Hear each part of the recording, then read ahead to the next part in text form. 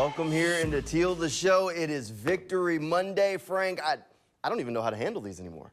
I haven't had one of those in a while, have we? No, we really haven't. But it was a good win for them. It was a good win. Hey, listen, no matter how the season's gone, anytime you can go win, beat the Titans in Nashville, that's a good thing. And I was happy for those guys. They've worked hard. They've had a lot of close ones. This time they had a close one that wound up on the positive side, on the win column. Good for the Jags. Oh, my goodness. It is a win up in Tennessee. Those have been hard to come by, Frank. That's the site where last season came to like a crashing end. So to finally end a losing streak, end a road losing streak in the U.S. that had been going on for over a year, in Tennessee, a place where, I mean, wins just don't happen often for this team. Let's be honest. Look, one way or another, no matter what you're rooting for this season at this point, you can't be upset about this one. No, you always win. You're always happy with a win. And I'll say this about them, and I told you this before. Last week was sort of a microcosm of their season a little bit. They get down 23-6.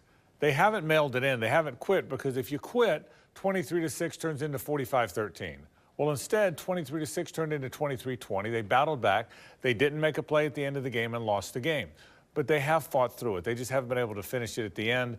This time they were down. They were down in that game, and they came back and scored on 2 consecutive possessions. Congratulations to Mac Jones and the Jags. They came back and found a way to win. All right, Frank. We do these after wins, and so we haven't done it very often. But your game ball, you're a player of the game, Frank Frangi's guy.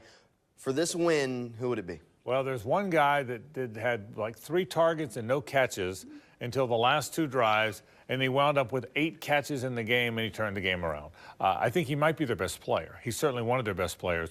Brian Thomas Jr. is a special player.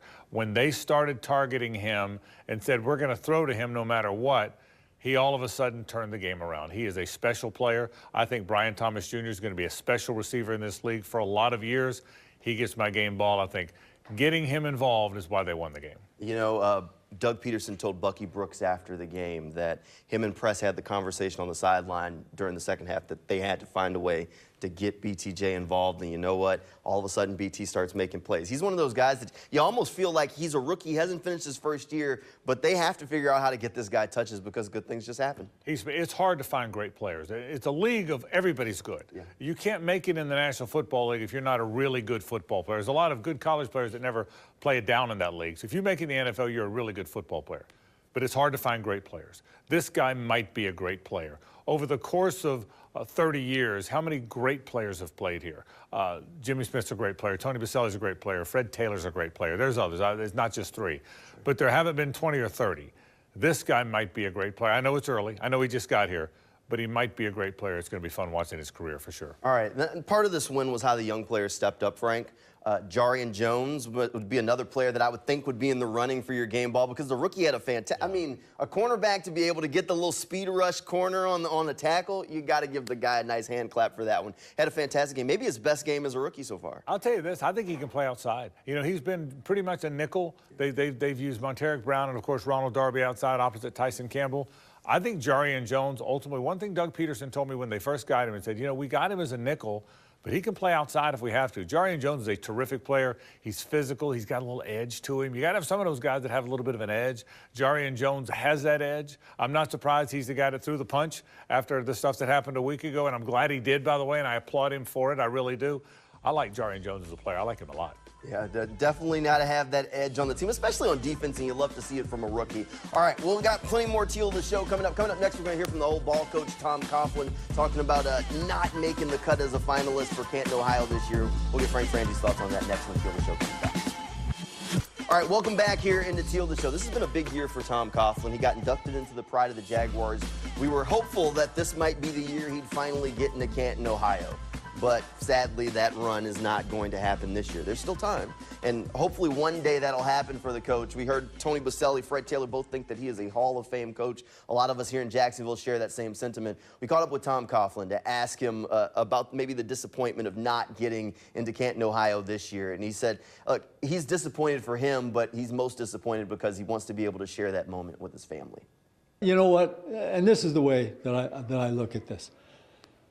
As Fred has said, okay, there's nothing more for me to do. So I don't get all hung up in that, okay? I would like to stand with the pillars, the great pillars of the game, of the great game of professional football. However, it was never a goal. The goal was always to coach and to get to the highest level doing that, coaching against the greatest minds in the game. That was always the goal.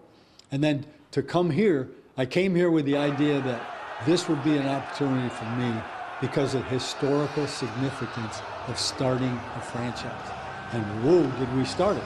For the first 5 years, 4 of the first 5 were in the playoffs, twice in the AFC Championship game. But the idea was the tremendous support and the unifying factor that comes. We felt we were starting something very special. And we didn't have a lot of excess people. The game today has gone wacko with the numbers in the building and all that. But everyone, when we started, everybody was all one purpose, and that was to win and to succeed. And we all won and we all lost together. And it was a great thing because it was felt by the community. So that's where all of that started. But in reality, what's important for me today would be 2 things. One for my family. And I'm so sorry that Judy wouldn't be there with us. And I don't even like to talk about that. Everybody says, oh, don't worry, it's going to happen. Yeah, it's going to happen. You want it to happen in your lifetime so you can share it with your children. And the second thing is the platform. The platform that goes with the gold jacket is going to help us as we try to do the good work of the J Fund, and quite frankly, anything else that I would get involved with that helps people who are less fortunate. That's the goal. That's really what it's all about. You know, I hate to even admit it, but my coaching days are probably over. I'll come back for $20 million, but my coaching days are probably over. But look, Frank, I don't think there's a question that Tom Coughlin will get into the Hall of Fame at some point, but you understand the coaches want to get it in sooner rather than later. Well, he belongs in. And listen, no disrespect to Mike Holmgren, who was terrific. But in my mind, I probably would have had Tom Coughlin and Mike Shanahan both ahead of Mike Holmgren. And again, that's no knock on Holmgren. He's deserving. But I probably had Tom Coughlin 1 and Mike Shanahan 2 in terms of the former coaches that I thought should get in. I think Tom's ahead of both of them, and I think Tom belongs in. He won 2 Super Bowls, and that's after taking an expansion team that was just starting to 2 AFC Championship games. He's one of the most esteemed coaches in the league. Here's what I don't want to say, but I will. I do think sometimes when a high percentage of your career was in Jacksonville, you fight the small market fight. I watched Tony Baselli fight it the whole time. He should have been in before he was. I've watched Fred Taylor fight it. Fred Taylor absolutely should be in the Hall of Fame. But I think guys who play a predominant amount of their career or coach a predominant amount of their career in Jacksonville fight the small market thing. I hate it for them. I love our market. I love where we live. I love everything about it. But I think they fight that fight, and I think Tom's fighting it as well. Yeah, it's something that's definitely out of his control and out of anybody's control. Another guy that's fighting that same fight right now, Fred Taylor. The finalists for the Pro Football Hall of Fame on that side haven't been named yet, but they're supposed to come at some point this month. Right now, Fred is a semifinalist. Haven't quite been able to get him over that hump. Frank, me and you agree on this one. Fred needs to be in Canton. He's the best running back not in. He's the best running back not in. He's the only running back other than Ricky Waters in this collection of players, people that could get in. What concerns me is it's a really good list of candidates this year. Well-known candidates who played in big markets, who were very deserving. There's some very deserving guys on that list. But Fred is as deserving as any of them. He should already be in. He's the best running back, best former running back, not in the Hall of Fame. He needs to get in, and he's going to get in. There's no doubt about it. I said that about Baselli. He was going to get in. And Fred Taylor's going to get in, too. It's just a matter of when, and I hope it's this time. I think both of them will get in. Hopefully, they'll both get in soon. All right, Frank, let's wrap up the show. One thing. So, one win is, of course, just one win. But the last 4 games of the Jaguars season definitely look very winnable. Do you think, by some way, some chance, this team could wrap up the season and look up and say they're 7-10? Yeah, they could. I think what they need to focus on is not all of a sudden they're going to win the last 4, win the next game. And I think they need to try and win the next game. The Jets are an interesting team, Jamal. I know we'll talk about this on Friday more, but they're an interesting team. They're a very talented team. They're tough defensively, and they got one of the legendary quarterbacks of this generation. But they're 3-10. So have they cashed it in? Is Aaron Rodgers not playing as well as they thought he would play? They're a team that when they're good, they're very good. And when they're bad, they're not very good. So I don't know what to think of them. But back to the Jaguars, yeah, the Jaguars could go on a run. Look, the Jaguars could finish 7-10 and 4-2 in the division. And then you'd say, you know what? Not a great season because you didn't make the playoffs, but not a disaster.